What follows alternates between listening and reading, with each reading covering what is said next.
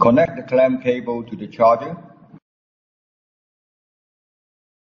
Plug in AC power. Press More button to choose fast or slow charging. Car icon indicates fast charging. Press Battery Type Selection button to choose either SLA, AGM or lithium-ion battery. LCD will show SLA when choosing SLA charging. Connect the red clamps to the positive terminal, black clamps to the negative terminals on the battery. The charger will start reconditioning charging.